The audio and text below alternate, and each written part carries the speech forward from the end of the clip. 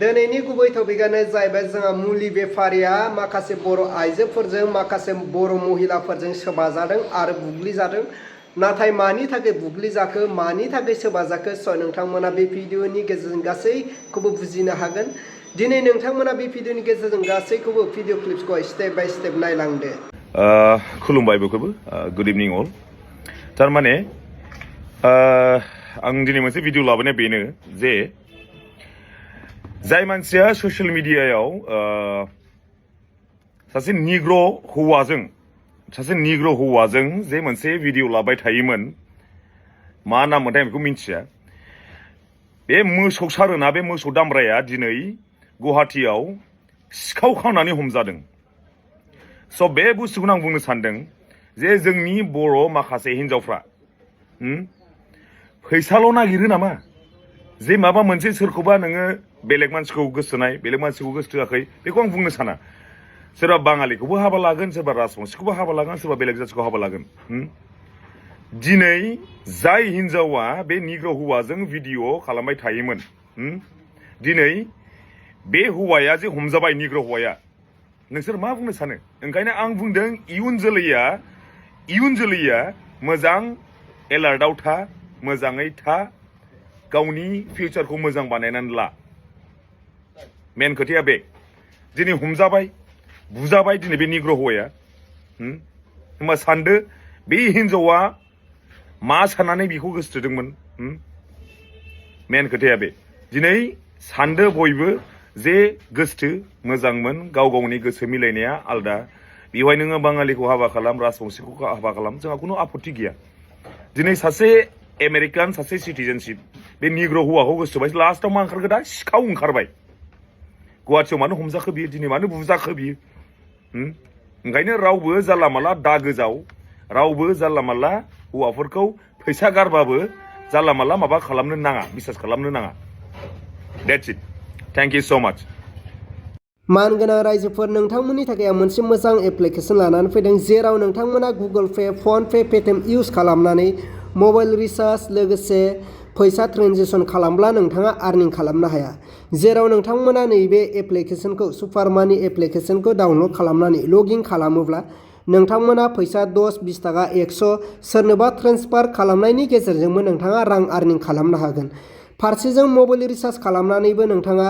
गोबां 20 थाखा 30 थाखा 40 थाखा रां आर्निं खालामनो हागोन स' बेवहाय नोंथांमोना डाउनलड खालामदो लोगोसे नैबे सुपार मानि एप्लिकेसनखौ खेबसे ट्राइ खालामनानै नायदो जेराव नोंथांमोना रां आर्निं खालामनो हागोन नोंथाङा दखान गलायाव साहा लोंनानै 10 थाखा 20 थाखा होब्लाबो नोंथाङा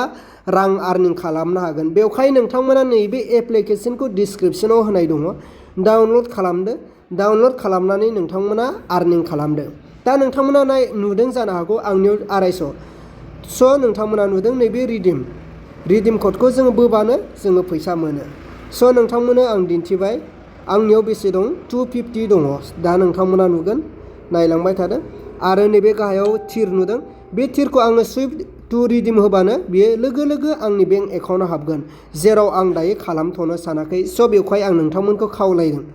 गोजौनि 100 रुपिसखौ आङो रिडिम खालामबाय मोनबायबो आरो नैबे 150खौबो आं मोनगोन स' नोंथांमोननो डिसक्रिपसनाव होनानै दोनदों नोंथांमोना गुगोल पे फन पे पेटिएमखौ इउज खालामनो नाङा मानो होनोब्ला गुगोल पेनिफ्राय जोङो मबाइल रिचार्ज खालामोबा थाइनै लस जायो 299 नि जायगायाव जोंहा 301 थाङो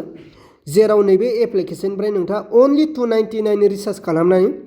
20 थाखा 30 थाखा आर्निं खालामफिननो हायो स' जोंनो बेबायदि एप्लिकेसनखौ नांगौ बेवहाय नोंथांमोना साफ्रोमबो बेखौहाय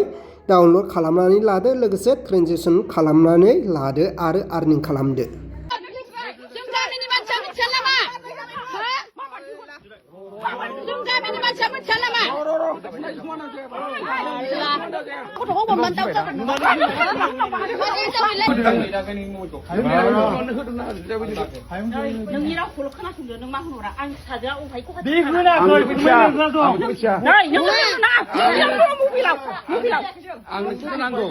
जाय मानसिया सिखाव खामानि मावदों बेखौ गुवाहाटीनिफ्राय जों निगिरगासिनो जों गुवाहाटीनि माबाखौ निगिरगासिनो जोंथ' नुवाखैना होनबाबो दाउ जाबायब्रा जोङो बिदु फिसा नुबाय बेलावनो दासो हगारबावबाय फाग्लाया सैमा बुन्दाया दा फैसिनो फैथों बाहाय लाबो थारमाने दाउ थैखो मानसिनाव थारमाने मानो फानग्रा होननांगौ दासो हगारफैबावबाय दाउ थाबा मानि थाखाय बिदि नांगौ होबावनोसै आङो